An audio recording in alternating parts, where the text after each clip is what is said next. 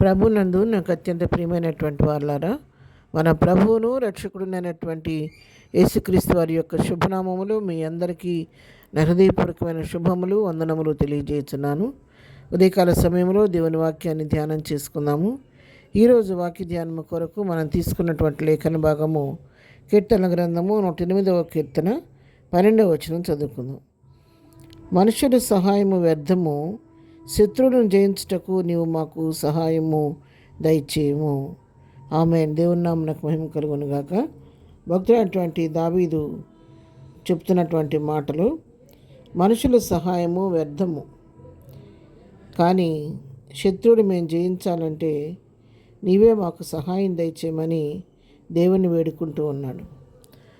దావీదు తన జీవితంలో ఎదురైన అన్ని పరిస్థితుల నుంచి నేర్చుకున్నటువంటి సత్యాన్ని బట్టి అనుభవపూర్వకంగా చెప్తున్నటువంటి మాటలు. ఈ లోకంలో ఏ శోధన వచ్చినా, ఏ పరిస్థితికైనా మనుషుల దగ్గరికి వెళ్తే ఆ సహాయం అనేది అంతగా కొన్నిసార్లు మనకు ఉపయోగపడవచ్చు, ఉపయోగపడకపోవచ్చు.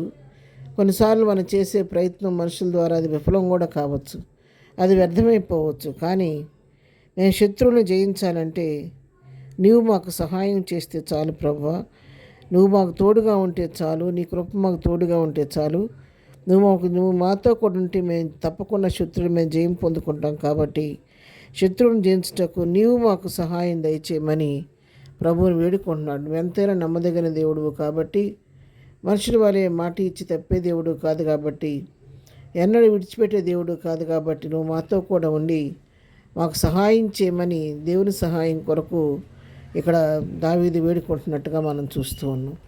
అవును ప్రియురా, కొన్నిసార్లు మనుషులపైన మనం ఆధారపడినప్పుడు అనుకున్న సహాయం మనకు దొరకవచ్చు. కొన్నిసార్లు అనవసరంగా వెళ్ళేనే వీళ్ళ దగ్గరికి కానీ మనం బాధ కూడా పడే పరిస్థితులు కూడా కలగవచ్చు. కీర్తన గ్రంథం 118వ కీర్తన 8వ వచనం కూడా ఈ మాటలు రాయబడుతున్నాయి. మనుషులను నమ్ముకున్నట కంటే యెహోవాను ఆశ్రయించుట మేలు, రాజులను నమ్ముకున్నట కంటే యెహోవాను ఆశ్రయించుట మేలు. మనిషి ఇక్కడ కూడా చెప్తున్నాడు కీర్తనకారుడు, మనుషులను నమ్ముకునే కంటే యెహోవాను ఆశ్రయించడం మేలు.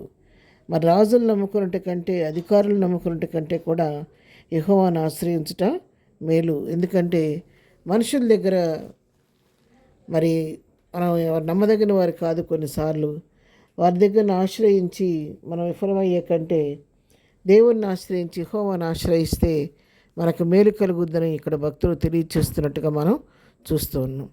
మనుషులు నమ్ముకోవద్దు, రాజులను నమ్ముకోవద్దు, కానీ యెహోవాను మీరు ఆశ్రయించినట్లయితే తప్పకుండా మీ జీవితాల్లో మేలు కలుగుద్దనే సత్యాన్ని మనకు కూడా భక్తుడు ఇక్కడ తెలియచేస్తూ ఉన్నాడు.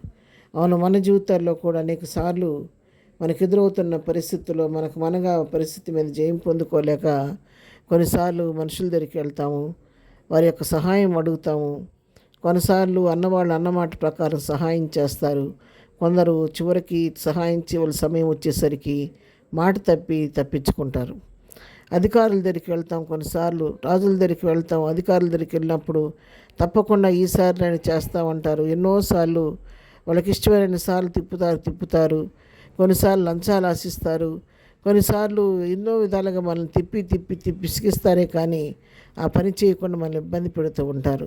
రికమెండేషన్లకు, లంచాలకు లొంగిపోతూ ఉంటారు. కానీ నీవు నేను సేవిస్తున్న దేవుడైతే ఎన్నడూ కూడా మనం విడిచిపెట్టే దేవుడు కాదు.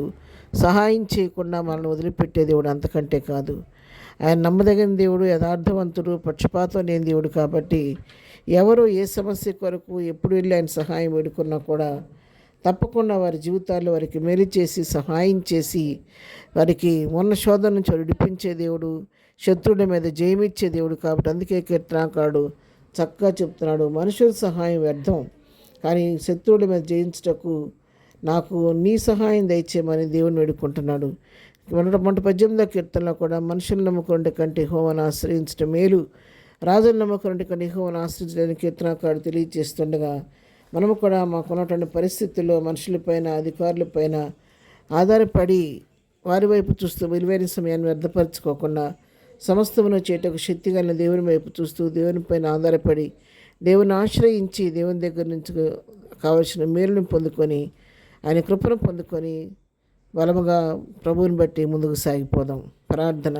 ప్రేమ కలిగిన తండ్రి, పరిశుద్ధురాని పాదముల కొందనాలు. ఉదయకాలం మాకు ఇచ్చిన శ్రేష్టమైన వాక్య భాగాన్ని బట్టి నీకు వందనాలు. అవును ప్రభా, మా జీవితాల్లో మనుషులు మాకు సహాయం చేయవచ్చు, చేయకపోవచ్చు, కానీ ఎన్నడూ మారని దేవుడు, మార్పు లేని దేవుడు, మాట ఇచ్చి నెరవేర్చే దేవుడు, మా పక్షంగా తప్పకుండా కార్యం చేసే దేవుడు నాయన నీకు వందనాలు. ఏదైనా మేము చేయి పనిపాట్లో రాకపోకలో క్షమం దయచేయండి. బర్త్డే మ్యారేజ్ చేసుకున్న దీవించి ఆశీర్దించండి. ప్రతి వారి పట్ల కృపిస్తరింపచేయండి. ఏసునామలో ప్రార్థించడి పొందుకొని ఉన్నాము తండ్రి, ఆమెన్. ప్రభు కృప సదాకాలం మనందరికీ తోడే నడిపించునుగాక, ఆమెన్.